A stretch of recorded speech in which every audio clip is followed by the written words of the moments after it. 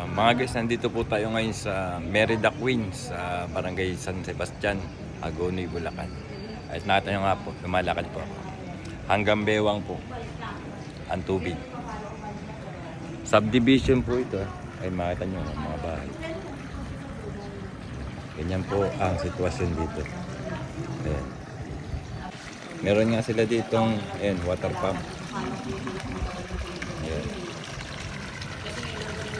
Para hindi tumaas yung tubig dito sa harapan at loob ng kanilang bahay. Kaya naging ang laban sa high tide. Kasi kung di mo agarin yan, aakot din sa loob. Saan galing po ito? Sa kanal eh. Yung katas. Ay, hindi na mo. Yan ang Opo, yung mga... binili. Dito yan sa Tindalo, yan yung pinangpapump namin sa street namin para pagka lumit na yung tubig. Ayun ang gamit namin dito sa Tindalo Street. Pang-pump namin dito sa namin. Kaso lang nga talagang wala nang tabasan ng tubig. Hindi po sa loob. Katas lang yan eh. Katas. Oo, kasi may harang Pero kung napasok ko. Ganito na po kayo, pinapasok pa rin. Meron tayo sa loob. Pero ano yung pinakamataas po na abot? Na inabot? Ito. Abot po yan. Ay, nabot yan. Opo na po. Kailan po? Nung isang taon Pero ngayong taon po, anong Hindi pinakamataas? pa naman. Hindi pa naman. Hindi pa naman. Walang Diyos. Oo. Hindi pa naman tayo nabot ngayon.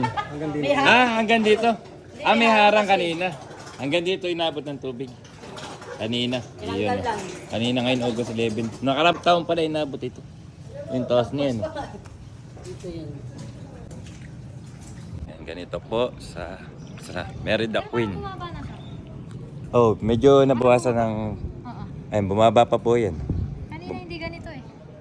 Kanina mas malalim. Ano? Parang kanina nasa dito ko eh.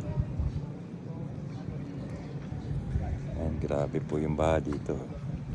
Sir, hindi po biro yung pinapasan niyo po rito araw-araw. Ano po yung panawagan niyo po sa ating gobyerno? Mabigat. Nakikita mo yung mga kababayan mo. Halos mga nakabangka na lang. Hindi kami makalabas dahil sa laki ng tubig. Hanggang sa mga panahong ito, gustuhin man naming mamalengke, hindi kami makalabas kasi walang tricycle, wala kaming bangka para makapag-rescue sa bawat isa. Marami po dito mga PW na nangangailangan, disability na nangangailangan ng tulong. Kaya nga ako'y nakapag-ano ng kahit papano na manghiram ng isang bangka kung sakalit magkaroon ng emergency, matugunan namin yung kanilang mga pangangailangan. Kasi sorry, may mga PWD po, kompleto lang. May mga PWD na kailangan ng agarang tulong. Agarang tulong kasi po sila yung mga bedridden na minsan, kadalasan po rito kailangan dalhin sa hospital. Yung mga estudyante, kumusta? Sa ngayon po, halos hindi na nakakapag-aral ang mga bata rito. Ang eskwelahan po lubog na. Yung dapat na magiging evacuation center, hindi rin siya sapat para maging evacuation center kasi nga halos hanggang lubog na rin po yung buong eskwelahan. Hindi na rin siya mapapakinabangan sa sobrang laki ng tubig. Sir, yung population po rito sa subdivision po ninyo bilang presidente, nasa ilan na lang po ba yung mga andito? May mga nagsisilikasan na po ba? Sa aming simpatya, 70% ng population ng homeowner association ng Merida Queen Home Subdivision lumikas na.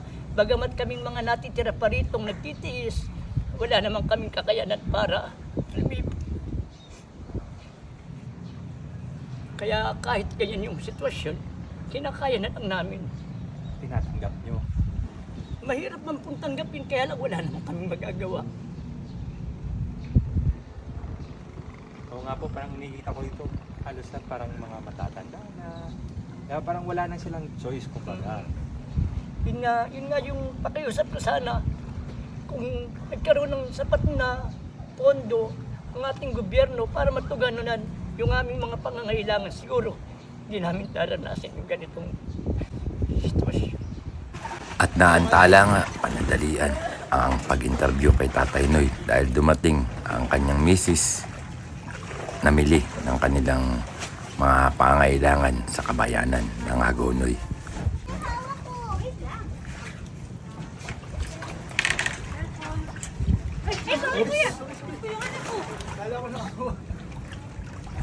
At ipapakita nga raw ni Tatay Luisito o mas kilala bilang Tatay Noy ang sitwasyon ng loob ng bahay nila na araw-araw ay nakalubog sa baha. Nandito po tayo sa aming kusina na halos halakan ng magalawan dahil nakalutang na kami sa tubig. Lahat ng aming mga pinggan at kaserole, naanod, maghahabol ka pa kung saan mo. Kung hindi mabilis-bilis yung kamay mo, hindi mo na siya aabutan. Ang aming pong toilet, kailangan may oras bago mag-high tide, magbawas na po tayo kasi hindi na po siya lulubog. Oh, sige. Ngayon po, yung tubig ay abot hanggang saan? Ang tubig po ay habot hanggang hita ko dito. Kaya po kami, kumakain kami, halos nakatayo na. Hindi na namin makuha umupo at yung aming mga puwit po mababasa na. Kaya nag-aantay pa ho kami na kumakain kami mag-asawa ng nakatayo. Swerte po namin sa ngayon kasi yung tubig po ay medyo pababa na. Pero kaninang umaga po, hindi ka halos makalakad. Unang-una, binunod ko po lahat yung mga saksak. Natatakot kami na baka kami makuryente. Iniingatan din po namin sa hanggang ngayon yung aming tulugan.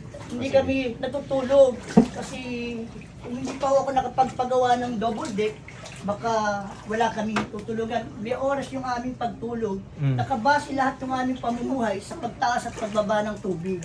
Laking perwisyo po kung hindi mo na kailangan pumunta ng place daan kasi halos nandito na lahat sa loob ng kwarto namin yung mga talangka at saka yung mga isda. Tuwan-tuwa nga yung anak ko kasi nanguhuli siya.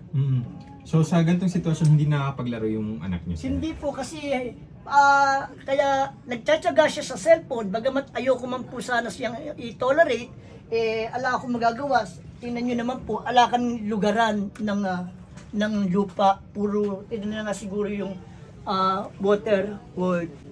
Ano po? Waterboard. Ito na rin yung water word na napanood ko lang sa pelikula, magiging katotohanan pala sa aming buhay. Ito na rin yung naging niyang palaruan na kinagigiliwan niya sa ngayon. Bagamat ako'y nababahala sa maaaring idulot na peligro sa kanyang kalusugan. Hindi po kami kasya rin kaya kami mag-asawa sa sahig natutulog.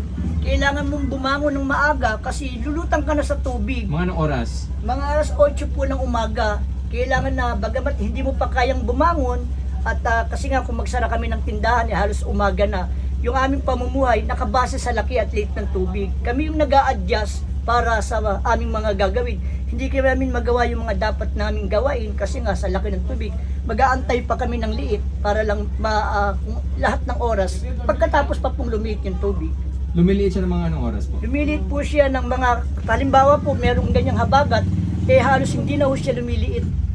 So ngayon, hindi na humuhupa yung tubig? Hindi na humuhupa, kaya sa totoo lang po, ngayon hindi pa kami nag-aalmusal kasi hindi nga namin maano yung aming mga gamit na mga mawala, masira. Lubog pa rin, bagamat ala kaming lugar para matulugan. Okay, sige. Last na lang po, pakikwento ano po yung negosyo niyo po rito? Konting sari-sari store, sige. Ang tindahan po yung aming isang kinabubuhay. Bagamat to medyo mahirap, ala naman po kami mapagkukunan ng aming ikabubuhay. Kahit po kami nakalutang sa tubig, pinagtsatsagaan namin na makapaghanap buhay ng marangal. Sir, kapag binabaha to, kumusta yung mga paninda mo? Ayan po, makikita naman po natin na pagka lumalaki yung tubig, itinataas ko. Pag lumalaki ulit, itataas ko ulit. Kaya nga makita mo itong aming loop bed, halos puro paninda na. Ito yung nagiging evacuation center namin sa ngayon. So lahat ng mga bagay inaangat niyo dyan? Lahat po ng habang tumataas po siya, nagtataas din ako. Habang tumataas, itinataas ko po ulit. Kaya ang nangyayari, patong-patong na siya dyan. May mga nasisira po ba kayong gamit? Marami pong nasisira, kadalasan po yung mga nababasa, nahuhulog, na hindi mo naman mga maiiwasan. Yung mga tinapay at mga junk food at saka yung mga halos lahat ng mga dilata natanggal na yung mga label, hindi mo na malaman kung ano yung titinda mo, sardinas ba to o kung ano bang klaseng produkto ito. Dahil nabura Nabura na, natanggal na po yung label ng Pero itong mga ref niyo, hindi ba sila nasisira? ito po, naglagay po ako ng naglagay ako ng abang na halimbawa po, lumaki, nakaabang na po yung aking papatungan. Oh, so safety yung mga ibang Para kung ano po kasi kung sakali iri masisira, wala na kaming pambili. the sea. Ay, nililibang nila yung sarili nila mga guys. Gently down the street. Diba? So fun!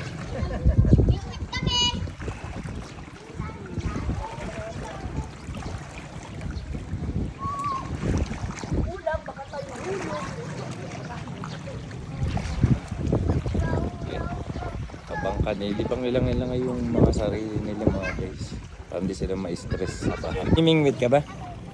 At ano, marami ng isda rito. Ay, may dala ng pamingwit si mga bata. Oh. Kasi pag ni Idol, deliver pa Shopee. I-share ko yung mga video niya. Tapos tigasukol din ako yung pinagdama. Ay, yung binanta ka. Taga Sokol pala si Idol. Tama na. Shoutout kay Idol. Okay, sige.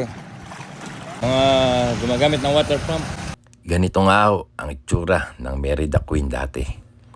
Napakaganda. May mga halaman, damo, at dinadayo pa nga raw ito ng mga turista upang pasyalan. Subalit ngayon, nakalubog na sa baha. Shout out.